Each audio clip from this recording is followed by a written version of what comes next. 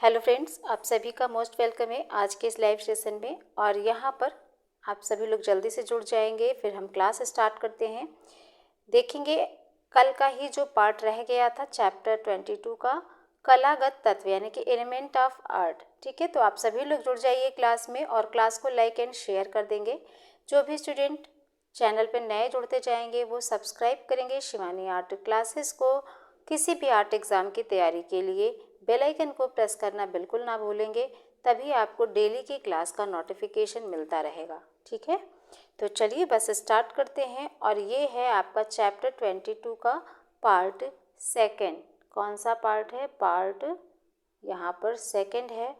तो इसमें हम लोग क्या देखेंगे? कला के तत्व यानी कि एलिमेंट ऑफ आर्ट। ठीक है,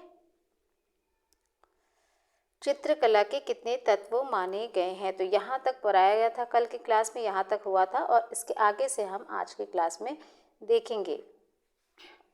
चलिए, टाइम को वेस्ट नहीं करना है, बिल्कुल स्टार्ट करते हैं। जो भी स्टूडेंट जुड़ते जाएंगे क्लास में वो लाइक कर देंगे और शेयर कर देंगे। ठीक है, तो कलागत तत्व कितने हैं? एलिमेंट ऑफ आर्ट हैं आपके 6।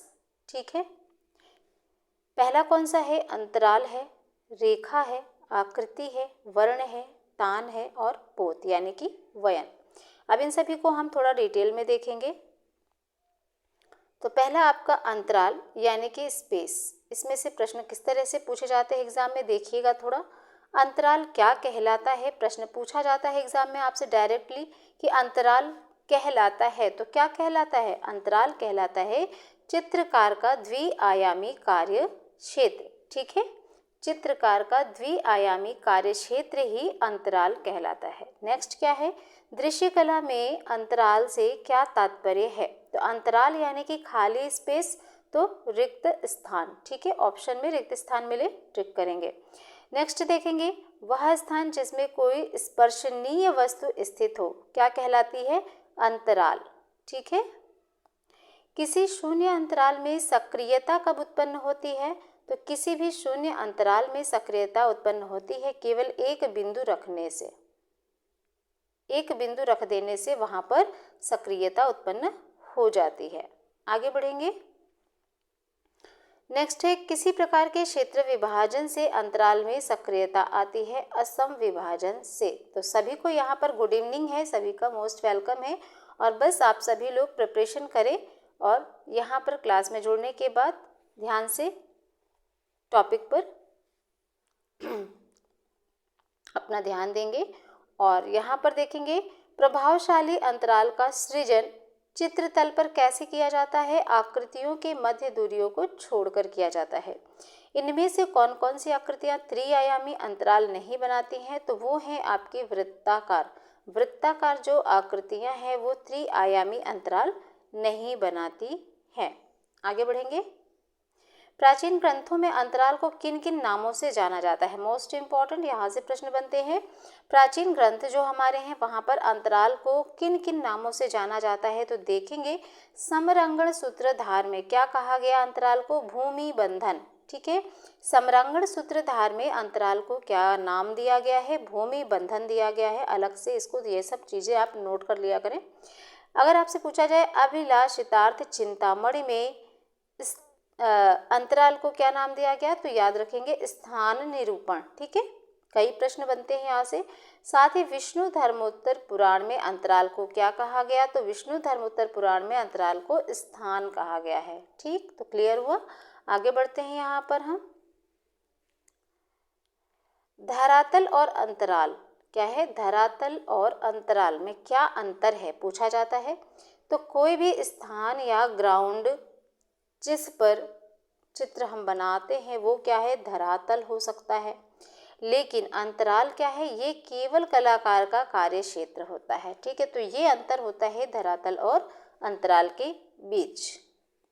नेक्स्ट है, सक्रिय तथा सहायक अंतराल क्या है? प्रमुख रूपों से युक्त अंतराल सक्रिय होता है और शेष अंतराल जो है वो सहायक अंतराल माना जाता है। ठीक है, पूछा जाता है कि स्वर्णिम विभाजन पद्धति the law of golden section का सिद्धांत किसने विकसित किया था? तो प्राचीन ग्रीक वासियों ने, यूनानियों ने। स्वर्णिम विभाजन का सिद्धांत किसने प्रस्तुत किया? प्राचीन ग्रीक वासियों ने या फिर यूनानियों ने, ऑप्शन में जो भी मिले आप वहां पर टिक करेंगे। चलिए नेक्स्ट क्या है, स्वर्णिम आयत का सिद्धांत किससे संबंधित है, अंतराल से। स्वर्णिम आयत का सिद्धांत किससे संबंधित है, अंतराल से। नेक्स्ट है, यूनानियों द्वारा विकसित स्वर्णानुपात का नियम क्या है। थोड़ा सा यहाँ पर इमेज अगर आपको ठीक नहीं दिख रहा हो तो आप मेरे बोलने पे ध्यान देंगे। यूनानियों द्वारा विकसित स्वर्णानुपात का नियम क्या है, तो ये है 3:5:8:13 का। ठीक है, नेक्स्ट है यहाँ पर, मध्यकालीन यूरोपियन कलाकारों में अंतराल का संयोजन किस सिद्धांत के आधार पर किया, दृष्टिगत क्षय वृद्धि के आधार पर। किस आधार पर, दृष्टिगत क्षय वृद्धि के आधार पर इसका संयोजन किया है। चलिए नेक्स्ट देखते हैं, वह सपाट स्थान जिस पर चित्रांकन किया जाता है उसे क्या कहते हैं, अंतराल कहलाता है। अक्षय अंतराल क्या है, तो वह क्षेत्र जहां चित्रकार ने कार्य आरंभ नहीं किया, अर्थात खाली स्थान जो है वो अक्षय अंतराल कहलाता है। नेक्स्ट है, मध्यकालीन यूरोपियन कलाकारों ने किस विभक्ति का प्रयोग अपने चित्रों में अधिक किया है, वो है समविभक्ति। नेक्स्ट है, अंतराल में रेखा की कौन सी 3 स्थितियां संभव है, तो ऊर्ध्व है, क्षैतिज है, कर्णवत है। 4 PM पर आपकी कल से MCQ वाली क्लास स्टार्ट होगी। ठीक है, 4 PM पर समय आप लोग याद रखिएगा। नेक्स्ट देखेंगे यहाँ पर, चित्र सृजन के लिए सर्वप्रथम आवश्यकता पड़ती है, तो चित्र सृजन के लिए सर्वप्रथम किसकी आवश्यकता पड़ती है, धरातल की। चित्र सृजन के लिए सर्वप्रथम आवश्यकता किसकी होती है, धरातल की। आप सभी लोग जानते हैं बिना किसी धरातल के किसी भी चित्र का निर्माण नहीं किया जा सकता है। चलिए नेक्स्ट है हमारी रेखा यानी कि लाइन। तो रेखा किसे कहते हैं, 2 बिंदुओं के बीच की दूरी क्या कहलाती है। अगर यहाँ से यहाँ कोई 2 बिंदुओं हैं तो इसके जो बीच की दूरी है ये क्या है, ये हमारी रेखा कहलाती है। ठीक है, तो 2 बिंदुओं के बीच की दूरी रेखा होती है। नेक्स्ट है, कला की भाषा में निरंतर गतिशील बिंदु के प्रयोग को किस रूप में स्वीकारा जाता है, तो गतिशील बिंदु के प्रयोग को रेखा के रूप में स्वीकारा जाता है। रेखा के कितने भेद माने गए हैं, तो रेखा के 2 भेद हैं, सरल रेखा और हमारी वक्र रेखा। ठीक है, तो रेखा के कितने भेद है, 2 भेद है, सरल रेखा साथ में वक्र रेखा। नेक्स्ट देखिए, सरल रेखा किसे कहते हैं, किसी भी बिंदु से एक ही निश्चित दिशा में खींची गई रेखा को सरल रेखा कहते हैं। अगर वक्र रेखा पूछा जाए तो यदि रेखा खींचने की दिशा बदल दी जाए तो उसे ही क्या कहते हैं, वक्र रेखा कहते हैं। ठीक, कई बार आपने देखा होगा प्रश्न में आ जाता है कि स्केचिंग तथा ड्राइंग में क्या अंतर है। तो स्केचिंग आपकी जो होती है, शीघ्रता से जब रेखाएं खींचकर जो भी चित्र बनाया जाता है उसे स्केचिंग कहते हैं, यानी कि स्केच कहते हैं। और स्थिर मन से सभी आवश्यक विवरण अंकित करके ड्राइंग करना क्या कहलाता है, ड्राइंग कहलाता है, चित्र बनाना। ठीक है, यानी कि शीघ्रता से रेखाएं खींचकर जो चित्रांकन किया जाता है उसे स्केचिंग कहते हैं। और जब हम स्थिर मन के साथ सभी आवश्यक विवरण को अंकित करके दर्शाते हैं उसे ड्राइंग कहते हैं। आगे बढ़ेंगे, चलिए, बाह्य रेखा यानी कि आउटलाइन और सीमा रेखा यानी कि काउंटर लाइन, इन दोनों में क्या अंतर है, तो देखेंगे किसी भी आकृति की जो बाह्य रेखा होती हैं, ठीक है, बाहरी रेखा, उन्हें ही बाह्य रेखा कहते हैं। जब भी कोई आकृति हम बनाते हैं, ऐसे ऐसे कुछ भी आकृति, और इसकी जो ये बाह्य रेखा है, बाहरी लाइन है, इसे बाह्य रेखा कहते हैं। और आकृति के समस्त उभरे हुए स्थान की रेखा द्वारा सीमित करने की सीमा रेखा कहलाती है। ठीक है, आकृति में जो भी उभरे हुए स्थान हैं और उनको सीमित करने के लिए जो रेखा बनाई जाए सीमा रेखा कहलाती है। ठीक, काउंटर लाइन। नेक्स्ट देखेंगे, वॉश ड्राइंग किसे कहते हैं, तो आकृति में कहीं कहीं तुलिका द्वारा रंग के पतले वॉश लगाकर आवश्यक विवरणों तथा सीमाओं को रेखा द्वारा अंकित करने की मिश्रित पद्धति को ही वॉश ड्राइंग कहते हैं। चलिए, पूछा जाता है चित्रकला में सर्वाधिक महत्व किसका है, तो चित्रकला में सर्वाधिक महत्व किसका होता है, रेखा का होता है। ठीक है, चित्र में रेखा क्या करती है, आकृति को रूप देती है, प्रवाह पैदा करती है और चित्र को उभारती है। चित्र में रेखा जो होती है वो क्या क्या करती है, आकृति को रूप दे देती है, प्रवाह पैदा करती है उसमें और चित्र को उभारने का कार्य भी करती है। नेक्स्ट देखेंगे, भारतीय चित्रकला में रंग के साथ साथ किसका महत्व मिलता है? रेखा का महत्व मिलता है। ठीक है, निम्न में से भारतीय अलंकरण की जो प्राचीन विशेषता है वो रेखा ही रही। रेखाओं द्वारा भाव प्रदर्शन किस शैली की विशेषता है? तो अजंता। ठीक है, रेखाओं के द्वारा भाव प्रदर्शन किस शैली की विशेषता रही? अजंता हो जाएगा। प्रागैतिहासिक चित्रों में किसका महत्व है? रेखा का है। चित्र में प्राण आता है लय, रंग और रेखा से। ठीक है, चित्रण के धरातल के कितने आयाम होते हैं? तो 2 आयाम हो जाएंगे। अगर आपसे पूछा जाए एक पूर्ण चित्र में कितने ग्राउंड यानी सतह हो सकते हैं? तो 3। ठीक है, एक पूर्ण चित्र में कितने ग्राउंड यानी कि सतह हो सकते हैं? 3 सतह हो सकते हैं। मोनालिसा के प्रसिद्ध चित्र में कितने आयाम हैं? ये भी प्रश्न पूछा जाता है। तो मोनालिसा के प्रसिद्ध चित्र में 3 आयाम हैं। ठीक है, याद रखिएगा। चलिए आगे बढ़ते हैं। अलंकारिक आलेखन किन रेखाओं से बनाए जाते हैं? ये प्रश्न भी आ चुका है एग्जाम में, तो ध्यान दीजिएगा। अलंकारिक जो आलेखन है वो लयात्मक रेखाओं से बनाए जाते हैं। ठीक है, जैसे आपकी ये ऐसे ऐसे आप अगर फूल पत्ती डिजाइन करते हैं तो ये अलंकारिक आलेखन जो है ये लयात्मक रेखाओं से बनाए जाते हैं। बात करें समांतर रेखा किसे कहते हैं? तो एक ही दिशा में बढ़ाई गई 2 रेखाएं, एक ही दिशा में बढ़ाई गई 2 रेखाएं जो किसी भी स्थान पर नहीं मिलती हैं, बस ऐसे सीधी ही जाती हैं, वो क्या होती हैं? समांतर रेखाएं कहलाती हैं। ठीक, असमांतर रेखाएं किसे कहते हैं? एक ही दिशा में बढ़ाई गई 2 रेखाएं जो एक ही स्थान पर आकर मिल जाएं, वो हमारी हैं असमांतर रेखाएं। ठीक है, नेक्स्ट है स्वतंत्र रेखांकन पद्धति किस महान कलाकार की शैली का प्रतिनिधित्व करती है? Important question. स्वतंत्र रेखांकन पद्धति जो है वो किस महान कलाकार की शैली का प्रतिनिधित्व करती है? तो कैंडेंस्की का नाम आप लोग याद रखेंगे। ठीक है, चलिए आगे बढ़ते हैं। नेक्स्ट है स्मृति रेखांकन क्या है? किसी भी वस्तु या प्रतीक उपादान को प्रत्यक्ष देखे बिना पूर्व देखे हुए के आधार पर यथावत चित्रण कर देना, वो क्या है? स्मृति रेखांकन। यानी कि अगर हमने देखा कि ताजमहल कैसा बना हुआ है और उस ताजमहल को देखकर बिल्कुल वैसा ही अगर हमने चित्र बना दिया तो वो क्या है? वो है स्मृति रेखांकन। यानी कि किसी भी वस्तु या फिर प्राकृतिक यानी कि किसी भी पेड़ को देख के, यानी हमने पीपल का पेड़ देखा कैसा है और उसको बिल्कुल वैसा ही अगर हमने बना दिया तो वो कहलाता है यथावत चित्रण करना। पूर्व देखे हुए के आधार पर यथावत चित्रण करना हमारी स्मृति रेखांकन के अंतर्गत आता है। ठीक है, कहा जाता है। नेक्स्ट, शीघ्रता से किया गया रेखांकन क्या है? तो अभी हमने बताया स्केचिंग कहलाता है। हैचिंग पूछा जाए किसे कहते हैं? तो रेखा वर्तना को हैचिंग कहते हैं। ठीक है, हैचिंग। और मैंने इन सभी के विषय को पहले भी बताया है अच्छे तरीके से। ठीक है, तो उसमें आप पहले के जो वीडियोस हैं उनको जरूर देख लिया करें। सारे ही कलागत तत्व, चित्रकला के षडांग, संयोजन के सिद्धांत, ये सब पर आपको पहले भी वीडियोस मिल जाएंगे। अगर आप नीचे स्क्रॉल करके जाएंगे तो नीचे आपको पुराने वीडियोस मिलेंगे, उनमें बहुत ही अच्छे तरीके से मैंने इन चीज़ों को बताया है। हैचिंग क्या है? ठीक है, स्केचिंग क्या है? आगे बढ़ते हैं। ऊपर की ओर जाने वाली रेखाएं क्या प्रभाव प्रदर्शित करती हैं? तो ये टॉपिक आप अच्छे से पढ़ लेंगे क्योंकि एग्जाम में आपने देखा होगा यहाँ से प्रश्न मिलते हैं।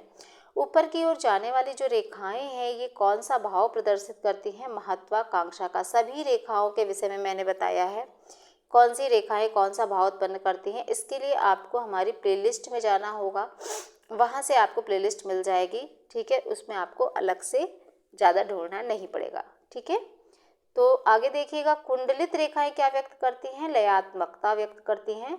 चित्र में कर्णवत रेखाएं किस भाव को व्यक्त करती हैं? तो कर्णवत रेखाएं जो होती है व्याकुलता का भाव प्रदर्शित करती हैं। चलिए आगे देखते हैं। अंगों की गठनशीलता प्रदर्शित करने के लिए गोलाई में रेखा छायांकन को क्या कहते हैं? तो रेखा छायांकन को कहते हैं एक्सियल शेडिंग। क्या कहते हैं? Axial shading. पूछा जाए अनुभूत रेखाएं किसे कहते हैं, तो कुछ बिंदुओं के मध्य रेखीय प्रभाव को अनुभूत रेखाएं कहते हैं। कुछ बिंदुओं के मध्य रेखीय प्रभाव को अनुभूत रेखाएं कहते हैं। चित्र में वक्र रेखाएं प्रदर्शित करती हैं, क्या प्रदर्शित करती हैं, लय एवं गति को। चित्र में जो वक्र रेखाएं हैं ये क्या प्रदर्शित करती हैं, लय एवं गति को प्रदर्शित करती हैं। क्षैतिज रेखाएं क्या है, तो ये विश्राम की प्रतीक मानी गई हैं। क्षैतिज रेखाएं विश्राम की प्रतीक मानी गई हैं। आकृति, ठीक है, शेप। कला की समस्याओं के आधार पर रूप या आकृति के कितने भेद होते हैं, दो। कौन कौन से, सक्रिय और निष्क्रिय, ठीक है, पॉजिटिव और रिलेटिव। नेक्स्ट क्या है, वर्गाकार आकृति किस भाव की प्रतीक होती है, तो वर्गाकार आकृति जो है ये कठोरता के भाव की प्रतीक मानी गई है, वर्गाकार आकृति। निरंतर गतिशील युक्त सौंदर्य किस प्रकार की आकृति में व्यक्त होता है, वृत्त, ठीक है। ऊर्ध्वमुखी त्रिभुज किसका प्रतीक है, बताइएगा, ऊपर को गति या लिंग का प्रतीक है ऊर्ध्वमुखी त्रिभुज। प्रश्न क्या बनता है कि केश, पर्वत, सर्प, लहरें ये सभी रूप में किस प्रकार की रेखा बनाते हैं, लहरदार रेखा, ठीक है। नेक्स्ट है आकृति की रचना किस तत्व से नहीं होती है, अंतराल, स्पेस, ठीक। किस प्रकार की आकृतियां सादृश्य मूलक नहीं होती हैं, तो जो अमूर्त आकृतियां हैं वो सादृश्य मूलक नहीं होती हैं। चलिए, इनमें से कौन सा तत्व आकृति से संबंधित नहीं है, काल यानी कि समय। नेक्स्ट है रूप किसे कहते हैं, तो रूप वह स्थान है जिसका निश्चित आकार तथा वर्ण होता है। रूप वह स्थान है जिसका निश्चित आकार तथा वर्ण होता है। पहले की क्लासेस जिन स्टूडेंट ने नहीं देखा है, मैं आपको बार बार बोलती हूँ कि आप प्लेलिस्ट में जाइए, सारी क्लासेस आपको मिल जाएंगी और पूरी कंप्लीट बुक ये करा दी गई है चैनल पर। अभी आपका 22 चैप्टर चल रहा है, आगे हम सारे ही जो 2-4 चैप्टर बचे हैं उनको भी कंप्लीट करा के फिर यहाँ पर जितने आपके प्रीवियस ईयर पेपर दिए गए हैं उनके प्रश्न कराए जाएंगे, ठीक है। तो आप लोग सारे पहले चैप्टर को कंप्लीट कर लीजिए, अपने नोट्स यहाँ से आप बना सकते हैं। नेक्स्ट देखेंगे अवायवीय भार संतुलन की दृष्टि से रूप के कितने भेद हैं, तो यहाँ पर 2 भेद हैं, सम्मात्रिक रूप, असम्मात्रिक रूप, सिमेट्रिकल, एसिमेट्रिकल, ठीक है। नेक्स्ट देखेंगे किसी संरचना के 2 प्रमुख तत्व क्या हैं, तो रूप और स्थान, ये जो 2 प्रमुख तत्व माने गए हैं। नेक्स्ट निम्न में से कौन रूपप्रद कला का तत्व नहीं है। प्रश्न इसी तरह से आपको बिल्कुल हूबहू ऐसे ही प्रश्न पूछे जा रहे हैं। कौन रूपप्रद कला का तत्व नहीं है, तो ऑप्शन में आपको कोलाज मिल जाएगा और आप जल्दी से टिक कर देंगे, ठीक है। स्थिर मुख आकृति क्या होती है, तो स्थिर मुख आकृति होती है अंडाकार आकृति, ठीक है। चंचल मुख आकृति पूछी जाए तो चंचल मुख पान की आकृति जैसी होती है। प्रसन्न नेत्र के समान माने गए हैं, खंजन पक्षी के समान माने गए हैं, पहले भी मैंने बताया है। योगी का कान किसके सादृश्य है, तो ओम की आकृति के जैसा योगी का कान सादृश्य होता है। पूछा जाता है आइडेंटिकिट ड्राइंग, ठीक है। आइडेंटिकिट ड्राइंग क्या है, जब भी कोई व्यक्ति बोलकर किसी दूसरे व्यक्ति के व्यक्तित्व का वर्णन करता है और जो अंकन करता है उसे कहते हैं आइडेंटिकिट ड्राइंग, ठीक है। अंकन किसे कहते हैं, तो पेंसिल, पेन या किसी अन्य माध्यम की सहायता से पट पर चित्र बनाना अंकन कहलाता है। चलिए, नेक्स्ट है यांत्रिक अंकन क्या है, तो यंत्रों द्वारा निश्चित माप तोल के आधार पर किया गया अंकन कहलाता है यांत्रिक अंकन। यंत्रों के द्वारा जब हम निश्चित माप तोल के आधार पर कुछ भी अंकन करते हैं उसे यांत्रिक अंकन कहते हैं। और यंत्रों से खींची गई रेखा कैसी होती है, ये कठोर रेखा होती है, ठीक है। प्रमाण की दृष्टि से भारतीय चित्रकारों ने कितने प्रकार के रूपों का वर्णन किया है, तो भारतीय चित्रकारों ने प्रमाण की दृष्टि से 5 प्रकार के रूपों का वर्णन किया है। मानव, भयानक, राक्षस, कुमार और बालक, ठीक। नेक्स्ट क्या है, माइकल एंजेलो ने मानव देहाकृति को कितने भागों में बांटा है, 8 भागों में बांटा है। माइकल एंजेलो ने मानव देहाकृति को 8 भागों में। प्रमाण निर्धारण में ताल या इकाई क्या है, तो ताल एक सिर है, मैंने पहले भी बताया है ताल एक सिर है। लॉ ऑफ रिलेशनशिप किसे कहते हैं? प्रमाण को कहते हैं। सिर को कितने भागों में बांटा गया है? तो सिर को 4 भागों में बांटा गया है। अब हम देखेंगे वर्ण यानी कि कलर्स। ठीक है, पूछा जाता है वर्ण शब्द का लेख। वर्ण शब्द का जो उल्लेख है ये सबसे पहले किस ग्रंथ में मिला है? तो ऋग्वेद हो जाएगा आंसर। ठीक है, चित्रकला में रंगों को प्राप्त करने का माध्यम क्या है? साधन क्या है? रंग द्रव्य।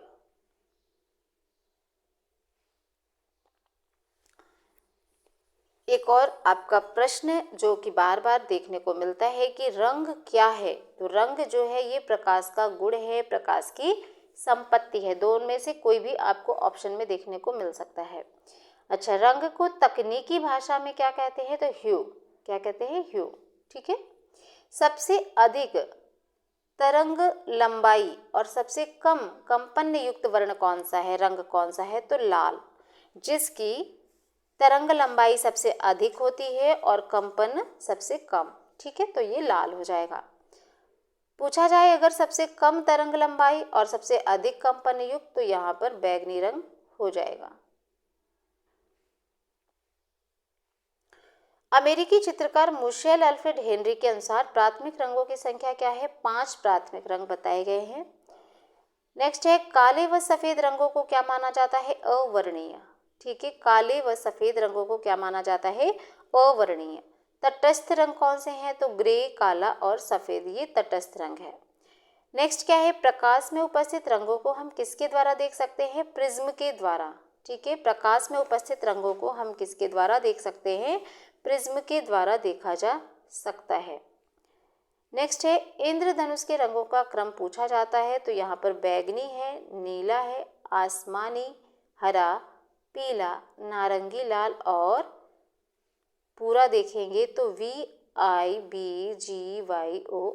विबग्योर। ठीक है, और आपके लिए यहाँ पर एक ट्रिक भी दी गई है जिससे आप इसको लर्न कर सकते हैं। बैनी आह पीनाला। ठीक, लेकिन गलत नहीं करिएगा एग्जाम में, इसको ध्यान में जरूर रखिएगा और यहाँ से ये प्रश्न जरूर आपका देखने को मिलता है। नेक्स्ट क्या है? 7 रंगों को एक वृत्त में घुमाने को क्या कहा जाता है? रंग चक्र। नेक्स्ट है प्राथमिक रंग कौन से हैं? तो प्राथमिक रंग होते हैं ऐसे रंग जो अन्य रंगों के मिश्रण से नहीं बनाए जाते, वो हमारे प्राथमिक रंग होते हैं। कौन कौन से? लाल, नीला और पीला। ठीक, प्राथमिक रंग कौन से होते हैं? तो यहाँ पर आप दोनों ही देखेंगे। प्राथमिक रंग आपके 2 तरह के पूछे जाते हैं। एक होता है आपका प्रकाश के प्राथमिक रंग। ठीक है, एक क्या होता है? मैंने ये सब कुछ पहले भी बताया है, फिर से ध्यान देंगे तो प्राथमिक रंग जब भी आप पूछा जाए तो जरूर ध्यान दीजिएगा, क्योंकि 2 प्रकार के होते हैं। एक होता है आपका प्रकाश के प्राथमिक रंग, तो इसमें आपका लाल आ जाएगा, नीला और हरा। अगर यहीं पर पूछ लिया जाए पदार्थ के प्राथमिक रंग, ठीक है, प्रकाश की जगह पदार्थ पूछ लिया जाए तो नीला तो आपका इसमें भी है, लाल इसमें भी है, बस हरा की जगह पीला। यानी कि प्रकाश के प्राथमिक रंग लाल, नीला, हरा होगा, और जब भी पदार्थ के प्राथमिक रंग पूछे जाए तो नीला, पीला और लाल याद रखिएगा। ठीक है ना। बात करें द्वितीय श्रेणी के रंग, तो हरा, बैगनी और नारंगी। चलिए नेक्स्ट क्या है? सुप्रसिद्ध जर्मन विद्वान है प्रोफेसर विल्हम ऑस्टवाल्ड। ठीक है, नीलहम ऑस्टवाल्ड होगा यहाँ पर। कितने रंगों का चक्र यानी प्रस्तुत किया? 8 अथवा 24। ठीक, ऑस्टवाल्ड रंग की रचना कहाँ के वैज्ञानिक ने की है? जर्मन। किन रंगों को मिलाकर नारंगी रंग बनता है? तो पीला एवं लाल जब हम मिलाते हैं तो क्या बनता है? नारंगी रंग बनता है।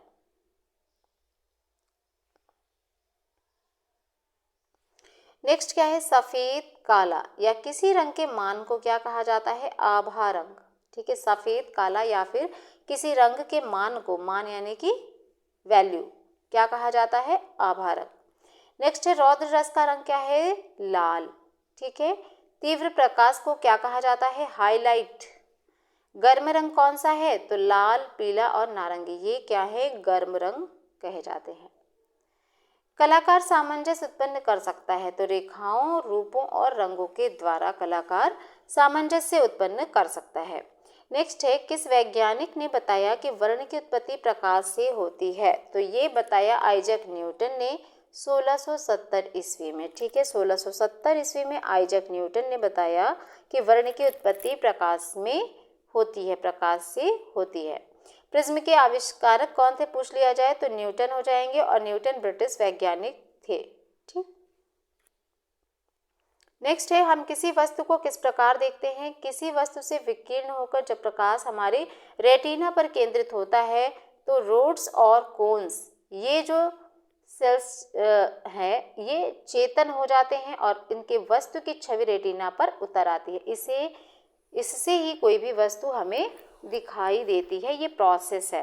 ठीक है, तो याद रखिएगा, रोड्स और कोन्स ये दो सेल्स होते हैं। ठीक है, नेक्स्ट क्या पूछा जाता है कि मनोवैज्ञानिक आधार पर मुख्य रंगतें कौन कौन सी हैं? हरी, पीली, लाल और नीली।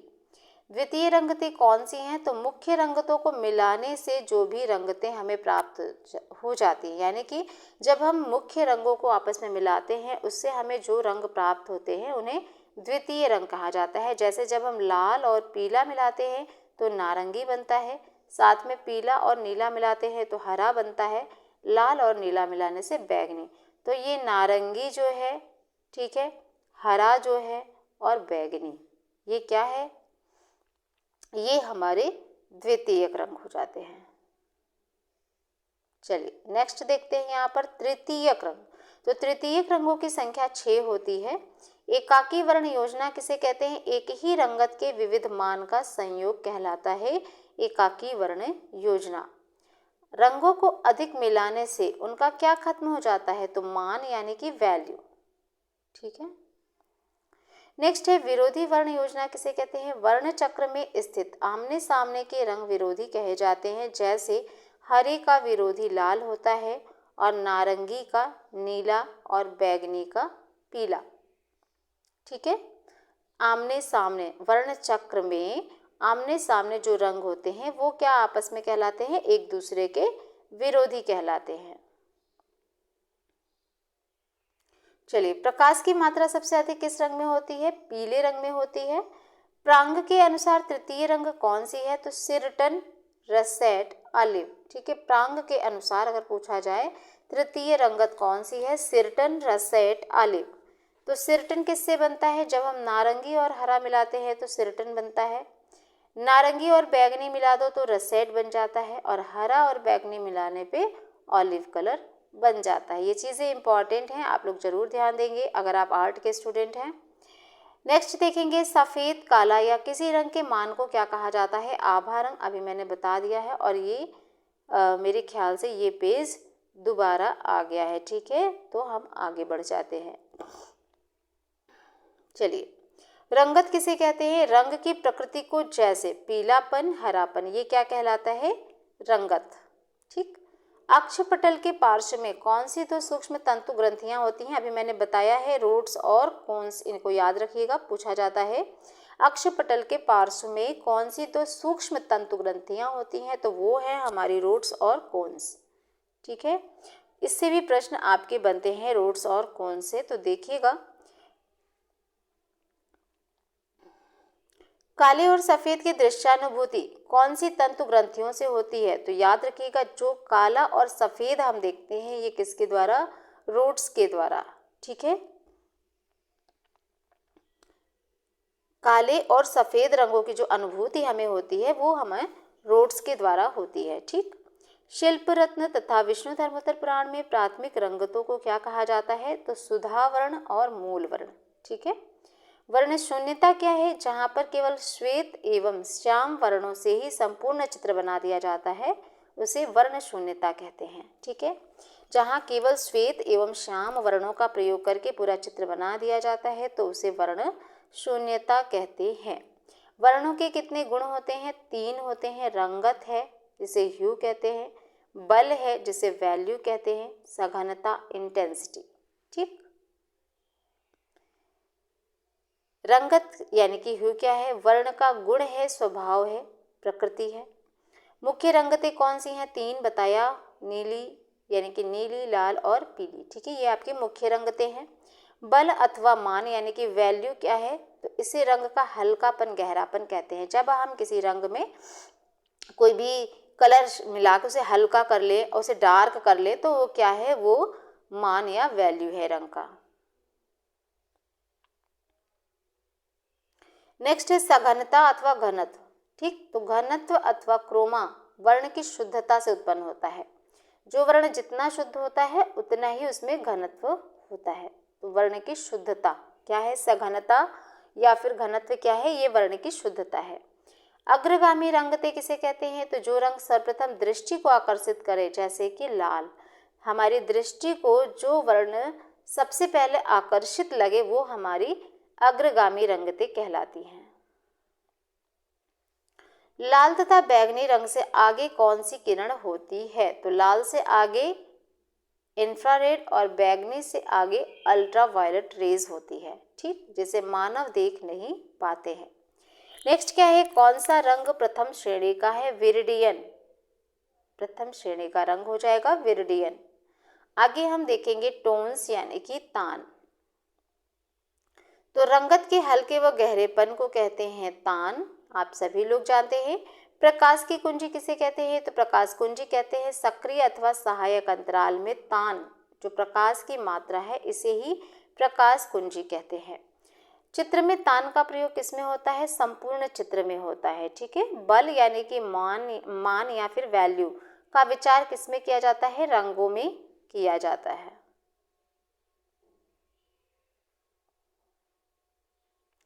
तान का प्रयोग किस प्रकार की वर्ण व्यवस्था में आकर्षित लगता है, तो ये संगतिपूर्ण वर्णक्रम में व्यवस्थित आकर्षक लगता है।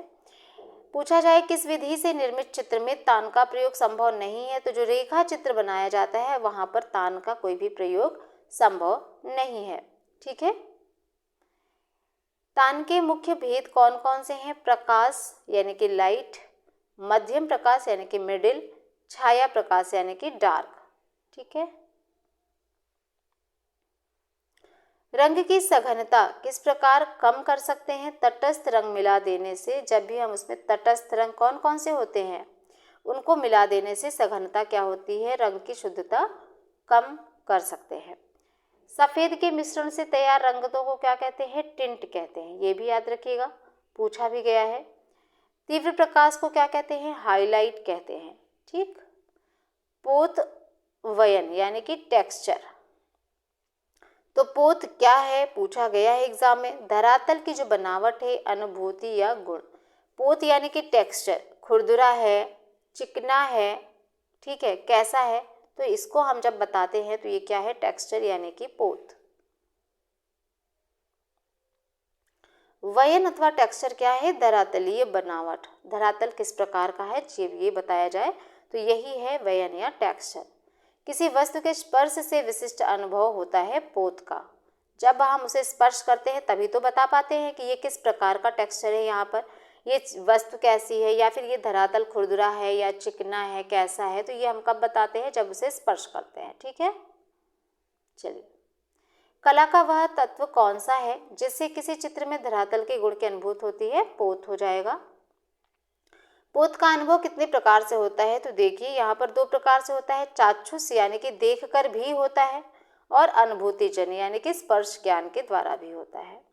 पोत के कितने भेद माने गए हैं, 3। एक होता है आपका प्राप्त, ठीक है, गिवन, अवेलेबल, फाउंड, प्राप्त पोत होता है। दूसरा होता है कृत्रिम यानी कि आर्टिफिशियल, ठीक है, और तीसरा क्या है, सृजित, जब हम खुद से क्रिएट करते हैं किसी भी टेक्सचर को, पोत को, ठीक है ना, क्रिएटेड। तो याद रखिएगा पोत कितने प्रकार के हैं, 3 भेद माने गए हैं, प्राप्त, कृत्रिम और सृजित, याद रखेंगे। आगे बढ़ते हैं, स्पर्श ज्ञान क्या है, तो धरातल की बुनाई को छूने पर जो ज्ञान है वही स्पर्श ज्ञान कहलाता है। किसमें धरातली वयन नहीं होता है, तरल द्रव्य में नहीं होता है। जो हमारे तरल द्रव्य हैं वहां पर धरातली वयन यानी कि टेक्सचर हम नहीं बता पाते। नेक्स्ट क्या है, प्राप्त वयन यानी कि पोत की मौलिकता सबसे अधिक किसमें अनुभव की जाती है, तो वास्तु में, ठीक है, वस्तु में। आगे देखेंगे वयन की सबसे अधिक विविधता किसमें दिखाई देती है, तो ये कोलाज, चलिए, वयन का संबंध किससे है? वयन का संबंध है वस्तुओं की बाहरी त्वचा यानी कि परत से वयन का संबंध है। अच्छा, कौन सा प्रकार पोत का नहीं होता है? तो वो है सांकेतिक। ठीक है, कौन सा प्रकार पोत का नहीं है? तो सांकेतिक हो जाएगा। और यहाँ पर आपका चैप्टर, ठीक है, चैप्टर 22 क्या हो गया? कंप्लीट होता है। ठीक है, इसके बाद हम कौन सा चैप्टर देखेंगे? तो इसके बाद हम आ जाएंगे चैप्टर नंबर 23। और 23 क्या है इसका आप ये भी देख सकते हैं। चैप्टर 23 में हम लोग क्या पढ़ेंगे? सौंदर्य शास्त्र और प्राचीन ग्रंथों में कला का वर्णन, जो कि मोस्ट इम्पॉर्टेंट टॉपिक है, बिल्कुल भी मिस नहीं करना है किसी भी स्टूडेंट को। तो ये आपको नेक्स्ट क्लास में कराया जाएगा और इसके लिए आप हमारे चैनल से जुड़े रहेंगे। नहीं सब्सक्राइब किया तो सब्सक्राइब करके घंटी के बटन को तुरंत क्लिक कर लीजिएगा, तभी आपको नोटिफिकेशन मिलेगा। ठीक है, और क्लास अच्छी लगे तो लाइक कर देंगे सभी लोग। क्लास में जुड़ने के लिए सभी का धन्यवाद है। मिलते हैं अगली क्लास में, तब तक के लिए take care and bye bye.